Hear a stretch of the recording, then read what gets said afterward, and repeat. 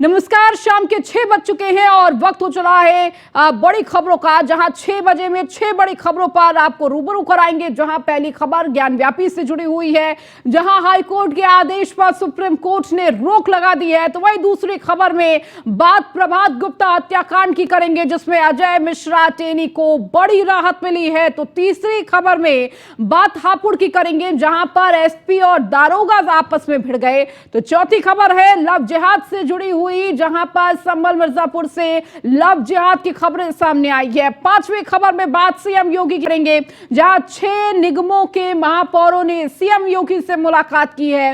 आखिरी खबर में बात मिशन 24 की करेंगे। आपको बता दें कि किस दल की क्या तैयारियां चल रही है। तो अगले आधे घंटे हमारे साथ बने रहिए।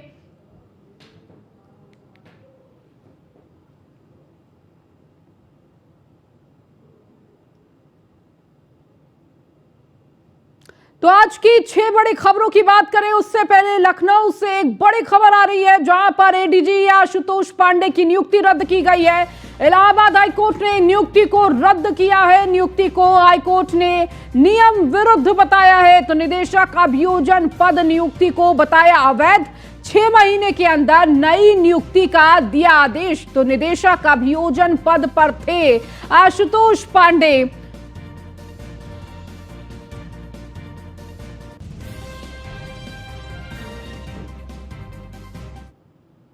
चलिए खबरों में आगे बढ़ेंगे। ज्ञानव्यापी से मिले शिवलिंग की जांच फिलहाल आर्कियोलॉजिकल सर्वे ऑफ इंडिया नहीं कर पाएगा। सुप्रीम कोर्ट ने मुस्लिम पक्ष की रिट पर सुनवाई करते हुए कहा कि अगली तारीख तक हाईकोर्ट का फैसला लंबित रहेगा। सीजेआई डीवाई चंद्रचूड़ की बेंच ने आज मामले की सुनवाई की है। मुस्लिम पक्ष की तरफ से सीनियर एडवोकेट हुजैफा अहमदी ने गुरुवार यानी बीते दिन सीजेआई जस्टिस पीएस नरसिम्हा और जस्टिस केवी विश्वनाथन की बेंच से दरखास्त की थी कि वो इस मामले को तुरंत प्रभाव से देखे। उनका कहना था कि मेंटेनेबिलिटी को लेकर ज्ञानव्यापी मस्जिद प्रबंधन कमेटी की तरफ से इलाहाबाद हाईकोर्ट में याचिका लगाई गई थी, लेकिन हाईकोर्ट ने उस पर अभी तक कोई फैसला नहीं सुनाया है, जबकि शिवलिंग की जांच करने का फैसला एक दिन में ही दे दिया गया।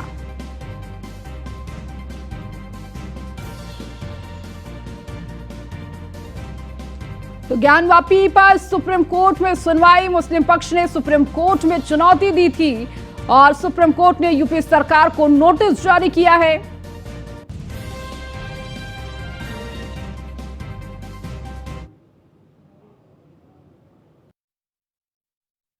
ऑनरेबल सुप्रीम कोर्ट ने कहा कि ये मैटर ऐसा रिक्वायर करता है कि इसमें डीपर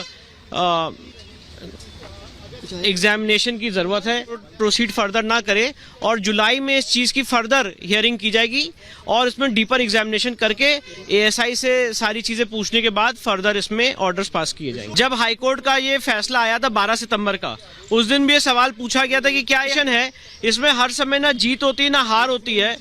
हमें ऑनरेबल सुप्रीम कोर्ट पे पूरा भरोसा है। ऑनरेबल सुप्रीम कोर्ट ने सिर्फ और सिर्फ आज ये कहा है कि आज इस मैटर की डीपर एग्जामिनेशन की जरूरत है। प्राइमा फेसाई अभी हमारे पास इसको क्लोजली स्क्रूटनाइज करेंगे और उसके बाद जब हमारा काउंटर एफिडेविट फाइल हो जाएगा तब इसकी फाइनल हियरिंग करके अपना। वहीं प्रभात गुप्ता हत्याकांड में केंद्रीय गृह राज्य मंत्री अजय मिश्र टेनी को बड़ी राहत मिल गई है। हाईकोर्ट की लखनऊ बेंच ने शुक्रवार को अजय मिश्र टेनी को बरी किए जाने के खिलाफ दाखिल राज्य सरकार की अपील को खारिज कर दिया है। अजय मिश्र को बरी किए जाने के फैसले को बरकरार रखा। तो कोर्ट के फैसले पर प्रभात गुप्ता के भाई राजीव गुप्ता ने कहा, मैं हार गया हूं। उन्होंने हाईकोर्ट के फैसले के खिलाफ सुप्रीम कोर्ट जाने की बात कही है। लखीमपुर खीरी के तिकोनिया थाना क्षेत्र में 8 जुलाई 2000 में प्रभात गुप्ता की गोली मारकर हत्या कर दी गई थी। प्रभात गुप्ता समाजवादी पार्टी के यूथ विंग के सदस्य व लखनऊ विश्वविद्यालय के छात्र नेता थे। दूसरी तरफ अजय मिश्र टेनी भाजपा से जुड़े थे। दोनों के बीच पंचायत चुनाव को लेकर पहले से ही रंजिश चल रही थी। घटना को लेकर दर्ज प्राथमिकी में 3 अन्य अभियुक्तों के साथ अजय मिश्र उर्फ टेनी को भी नामजद किया गया था।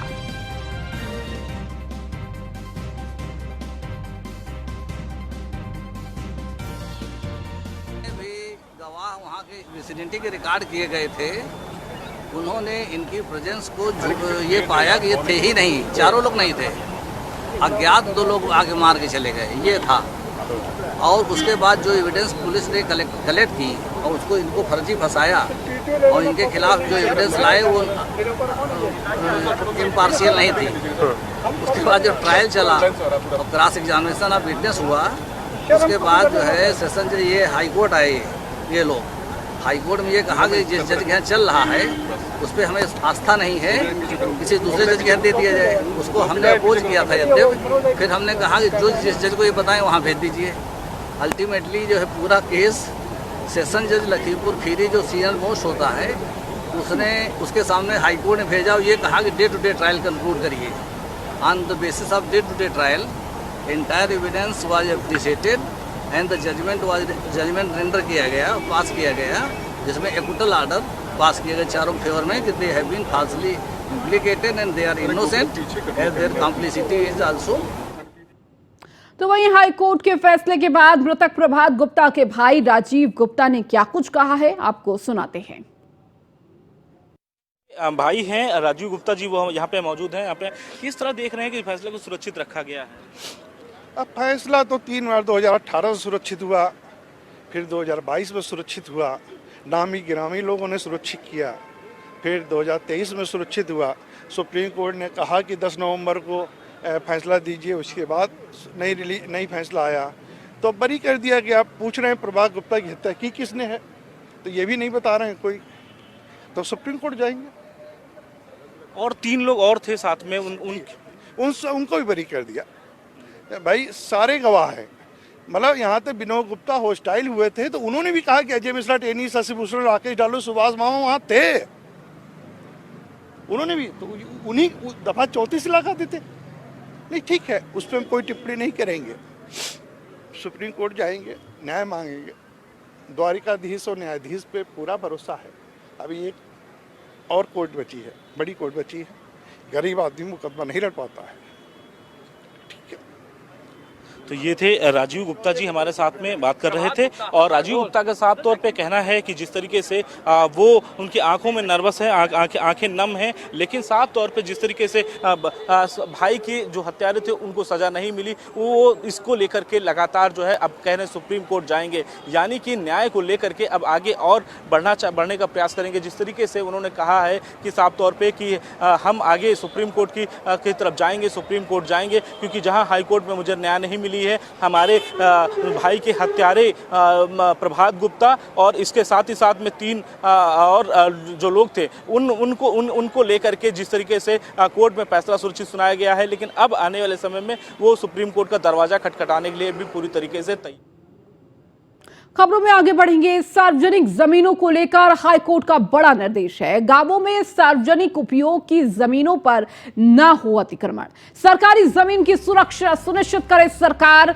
तो जनहित याचिका पर हाईकोर्ट लखनऊ बेंच ने यह अहम आदेश दिया है। राजस्व अभिलेखों में दर्ज रास्ते पर अतिक्रमण का मामला, कोर्ट ने गोंडा के डीएम को अतिक्रमण हटाने के आदेश दिए हैं। तो सरकारी जमीन को सुरक्षा सुनिश्चित करे सरकार, इसका आदेश दिया है। जनहित याचिका पर हाईकोर्ट लखनऊ बेंच ने यह अहम आदेश दिया है।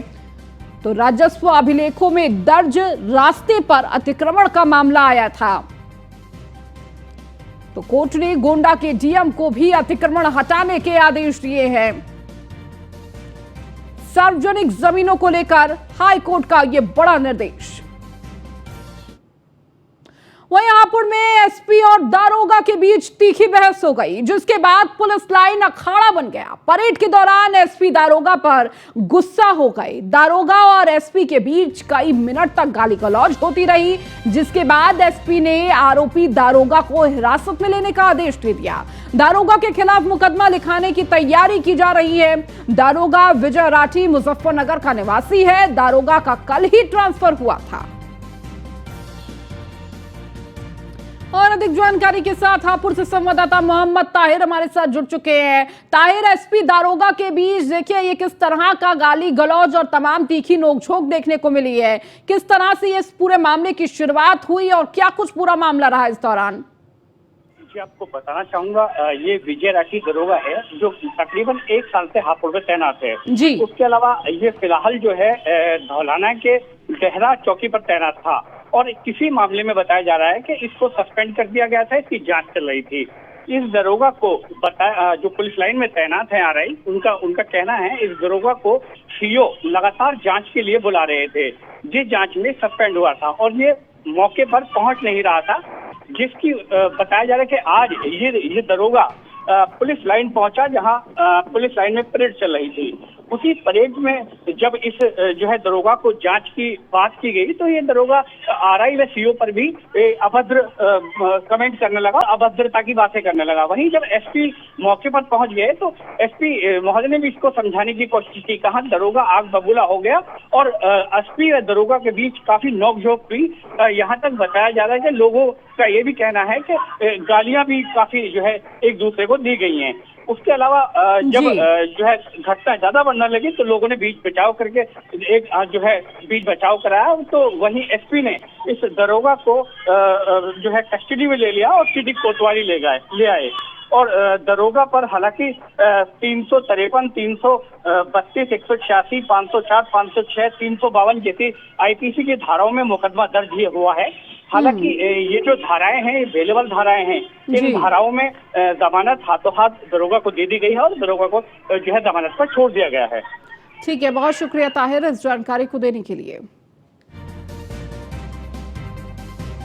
और अब बात संभल की, जहां संभल से सामने आया लव जिहाद का मामला। मुस्लिम युवक ने हिंदू महिला को प्रेम जाल में फंसाया। फरमान ने अजय बनकर बिहार की महिला को फंसाया। पीड़ित ने थाने में आरोपी के खिलाफ तहरीर दी है। पुलिस ने आरोपी पर केस दर्ज करने से इनकार किया तो दूसरे राज्य का मामला का हवाला देकर पल्ला झाड़ा तो मामले की जानकारी होने पर हिंदूवादी नेता थाने पहुंचे हैं। आरोपी के खिलाफ केस दर्ज कराने की मांग पर अड़े हुए हैं। बेनिया ठेर थाना क्षेत्र का ये पूरा मामला है। तो संभल में लव जिहाद का ये पूरा मामला, जहां पर नाम बदलकर युवती को फंसाने का आरोप लगा है। तो मुस्लिम युवक ने हिंदू महिला को प्रेम जाल में फंसाया तो फरमान ने अजय बनकर बिहार की महिला को फंसाया। हालांकि पीड़िता ने थाने में आरोपी के खिलाफ तहरीर दी और इस तहरीर पर पुलिस ने आरोपी पर केस दर्ज करने से इनकार कर दिया, जिसके बाद इसकी जानकारी हिंदूवादी नेताओं को हुई और पुलिस ने यह तर्क दिया कि दूसरे राज्य का मामला है और इसीलिए यह केस दर्ज नहीं किया। तो मामले की जानकारी होने पर हिंदूवादी नेता थाने पहुंचे हुए हैं और आरोपी के खिलाफ केस दर्ज कराने की मांग पर अड़े हैं। चंदौसी के बनियाठेर थाना क्षेत्र का यह पूरा मामला बताया जा रहा है। संभल से यह खबर आपको दे रहे हैं, जहां पर मुस्लिम युवक ने हिंदू महिला को प्रेम जाल में फंसाया। फरमान ने अजय बनकर बिहार की महिला को अपने प्रेम जाल में फंसाया तो पीड़िता ने थाने में आरोपी के खिलाफ तहरीर दी।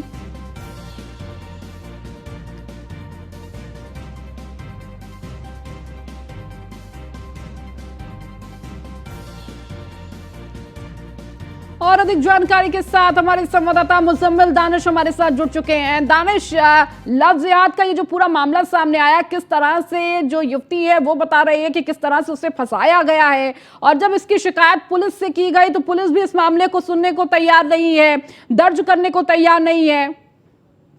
मैं आपको बता दूं कि जिस तरह से लव जिहाद का ये मामला सामने आ रहा है, ये बनियाठेर इलाके का है, जहां पर एक लड़का बिहार में काम करता था। तभी एक पड़ोसी लड़की से उसको प्यार हो गया और उसने अपना नाम बदलकर वहां पर बताया कि वो हिंदू जाति का है और इसके बाद दोनों लोगों में प्रेम प्रसंग हो गया। वहां से लेकर ये बिहार से आया। जब इसकी यहाँ उसके एक बच्चा था तो उस बच्चे की जब तबीयत खराब हुई, उसके अपने चेंज करने की बात की गई और उसी के बाद छपुआ महिला वहां से फरार होकर थाने की बना ली। उधर भारतीय जनता पार्टी के जो यहाँ किशोर कुमार नेता हिंदू संगठन के हैं, उन्होंने नेतृत्व करते हुए अधिकारियों को यहाँ पर शिकायत दी है।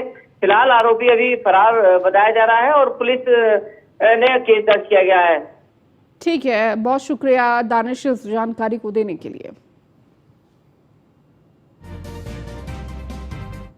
और अकबर मिर्जापुर से है, जहां अभय नाम बताकर विवाहिता को जाल में फंसाया। आरिफ खान ने विवाहिता को अभय नाम बताया था, तो विवाहिता को लेकर आरिफ खान मौके से हुआ फरार। आरिफ अश्लील फोटो भेजकर पति को दे रहा धमकी। वीडियो कॉल पर असलाहा दिखाकर धमकी दे रहा है आरिफ। तो पीड़ित कई बार थाने और चौकी में सूचना दे चुके हैं। मिर्जापुर के पंडरी थाना क्षेत्र के तोसवा गांव का ये पूरा मामला है। तो एक के बाद एक लव जिहाद के मामले, जहां एक तरफ संभल में मामला आपको बताया, तो मिर्जापुर से यह मामला सामने आया, जहां पीड़िता ने कई बार थाने में तहरीर भी दी, लेकिन उसके बावजूद कोई कार्रवाई नहीं। मिर्जापुर के पंडरी थाना क्षेत्र के तोसवा का यह पूरा मामला है, जहां अभय नामक नाम बताकर किस तरह से विवाहिता को जाल में फंसाया। आरिफ खान ने विवाहिता को अभय नाम बताया, तो विवाहिता को लेकर आरिफ खान हुआ फरार। तो आरिफ अश्लील फोटो भेजकर पति को दे रहा धमकी। मिश्रा बताया था और वो मोबाइल फोन से मिला था, रॉन्ग नंबर से। तो फिर आप कैसे पता चला, आप कहाँ, वो कैसे लेके गया आपको? सर वो आया था यहाँ पे लेने मेरे को। तो जब वहाँ पे गए तो मेरे को पता चला कि ये आरिफ खान है, उसका नाम दूसरा है। तो क्या वो दबाव बना रहा था धर्म परिवर्तन को, क्या कर? हाँ सर, बोल रहा था कि जैसे गलत काम मेरे। तो ये सारी बातों के संज्ञान में आने पे ये मामला जो है पूर्णतया एक तरीके से पूर्णतया ये लव जिहाद का मामला इसमें निकल के आया है, जो कि जो महिला है, चाहे कोई भी लॉजिक हो, किसी भी लॉजिक से किसी भी तरीके से बहला फुसला के ले गया हो, लेकिन जो इसमें सम्मिलित व्यक्ति है, जो आरिफ खान नाम का जो व्यक्ति है, वो एक सोची समझी साजिश के तहत काम कर रहा था। और जो सारे सबूत, सारे वीडियोस, फोटोज मैंने स्वयं देखे हैं। पूरे ये पूरा जो घटनाक्रम है पूरे को मैंने अवलोकन किया। ज्ञान में आने पे ये मामला जो है पूर्णतया एक तरीके से पूर्णतया ये लव जिहाद का मामला इसमें निकल के आया है, जो कि जो महिला है, चाहे कोई भी लॉजिक हो, किसी भी लॉजिक से किसी भी तरीके से बहला फुसला के ले गया हो, लेकिन जो इसमें सम्मिलित व्यक्ति है, जो आरिफ खान नाम का जो व्यक्ति है, वो एक सोची समझी साजिश के तहत काम कर रहा था। और जो सारे सबूत, सारे वीडियोस, फोटोज मैंने स्वयं देखे हैं। पूरे ये पूरा जो घटनाक्रम है पूरे को मैंने अवलोकन किया। चलिए खबरों में आगे बढ़ेंगे। उत्तर प्रदेश की राजधानी लखनऊ से खबर है, जहां सीएम योगी से मिले हैं 6 निगमों के महापौर। सभी महापौर को सीएम योगी ने बधाई दी। सभी जनप्रतिनिधियों से कई विषयों पर चर्चा हुई। कूड़ा प्रबंधन, अंडरग्राउंड कैम्बलिंग जैसे मुद्दों पर काम करने के निर्देश, तो इसके साथ ही सॉलिड वेस्ट मैनेजमेंट जैसे मुद्दों पर भी काम करने के निर्देश दिए हैं। पीएम मोदी के आत्मनिर्भर भारत के संकल्प को आगे बढ़ाने पर चर्चा हुई। अवैध पार्किंग स्टैंड हटाकर वैकल्पिक व्यवस्था करने के भी निर्देश दिए गए हैं। तो नवनिर्वाचित मेयर से योगी आदित्यनाथ की ये मुलाकात, और इस दौरान तमाम विषयों पर चर्चा हुई। किस तरह से काम करना है निगमों में, उस पर चर्चा की गई।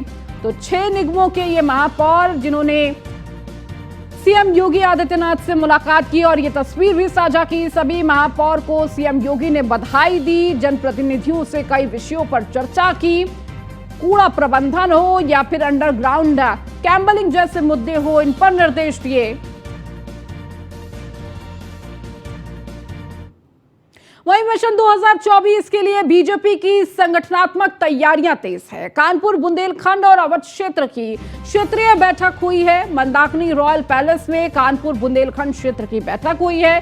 प्रदेश अध्यक्ष भूपेंद्र चौधरी ने बैठक का उद्घाटन किया। लखनऊ के एसआर कॉलेज में अवध क्षेत्र की बैठक हुई है। तमाम मंत्री और अवध क्षेत्र के तमाम पदाधिकारी इस दौरान मौजूद रहे।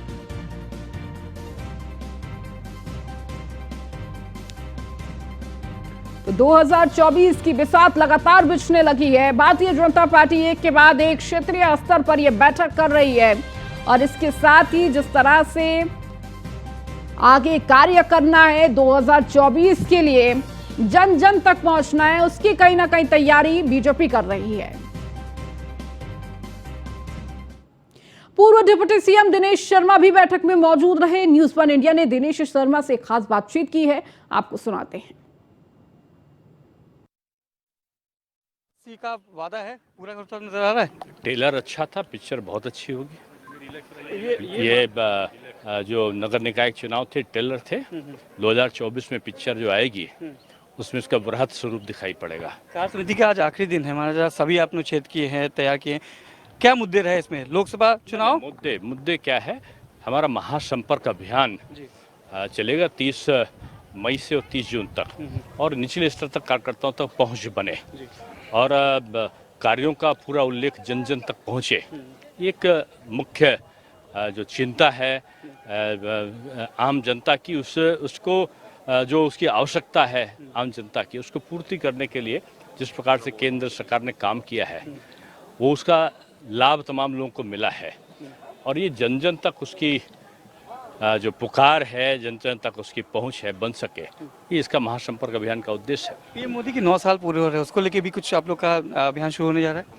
उनकी कोई रैलियाँ? अभियान मैंने बताया ना, हर जिले में लोकसभा में एक बड़ी सभा, मोर्चों का सम्मेलन, प्रबुद्ध सम्मेलन, व्यापारी सम्मेलन, सोशल मीडिया सम्मेलन, तमाम एक्टिविटीज़ होंगी। जो यहाँ का वो है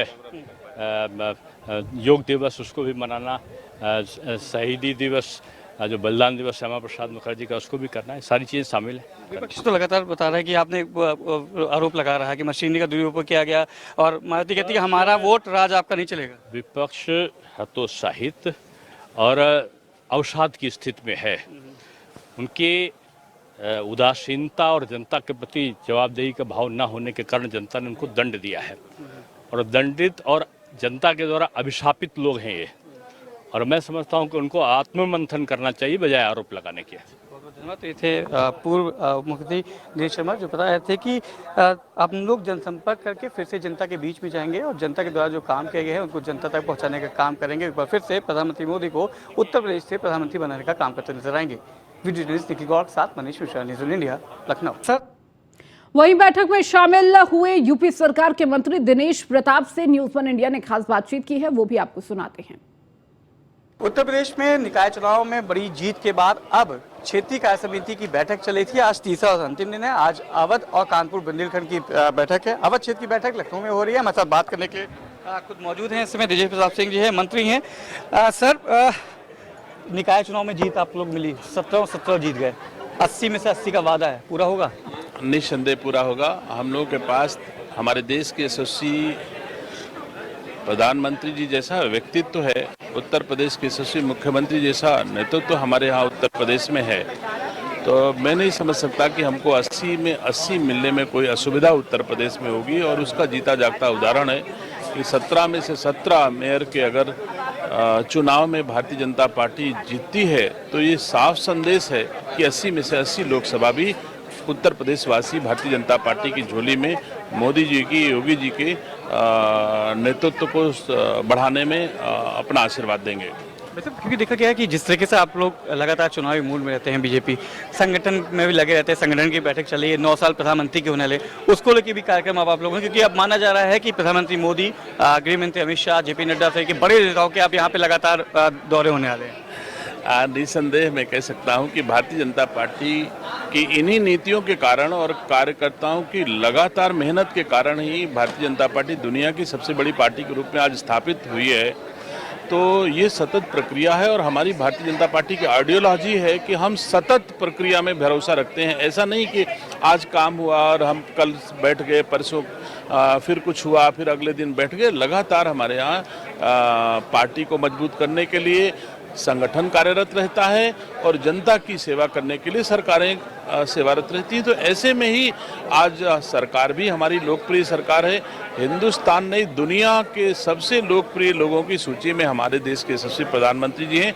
इसका यही कारण है कि हम लगातार जनता की सेवा में सतत प्रयत्नशील रहते हैं। तो कभी जनता के बीच में कभी वैकेंट नहीं होता, कोई समय लगातार काम करते हैं। अच्छा, सपा समाजवादी पार्टी कहती है कि मशीनरी का उपयोग हो गया है। पहले ईवीएम पे सवाल, अब निकाय में मशीनरी। बहन जी ने कल समीक्षा की, उनकी सीटें नहीं आई तो उन्होंने कहा कि जिस तरीके से काम हुआ है, वोट हमारा राष्ट्र तुम्हारा, ये नहीं चलेगा। ये उनके लिए तो इशू है, उनके लिए तो कहने का मतलब है, लेकिन उत्तर प्रदेश वासियों के बीच में इसके कहने का कोई मतलब नहीं है। जिसके कोई एक विधायक हैं पूरे उसमें, और पंचायतों के चुनाव में भी जनता ने उनका कोई महत्व तो नहीं समझा उनका, तो मैं नहीं समझता कि इनके इस कथन का कोई महत्व है बहन जी का। हाँ जरूर है, दल है और दल के अनुसार अपनी नीतियों के अनुसार जनता के बीच में जाएंगी, जाती रहेंगी। वो भी अपने दायित्वों का निर्वहन अपने पार्टी के अध्यक्ष के रूप में करती हैं। करना चाहिए सबको, यही खूबसूरती है प्रजातंत्र की। आप लोग को कोई विपक्ष इस समय कोई डर नहीं है? 80 में 80 आप लोग को हाँ कि मुझे बिल्कुल बिल्कुल हम कह रहे हैं कि ये तो आप स्वयं देख सकते हो कि 17 में से 17 मेयर अगर भारतीय जनता पार्टी जीतती है तो 80 में 80 लोकसभा जीतने में कोई असुविधा प्रतीत नहीं होती है। तो ये दिनेश प्रताप सिंह बताया था कि हम जब निकाय के चुनाव से जो लोकल बॉडी के होते हैं तो संगठन के तौर पे हम मजबूत हैं। सरकार अच्छा काम कर रही, डबल इंजन सरकार कर रही है और 80 में से 80 का जो लक्ष्य है वो उसको। चलिए इस बुलेटिन में फिलहाल इतना ही। बने रहिए न्यूज़ 1 इंडिया के साथ।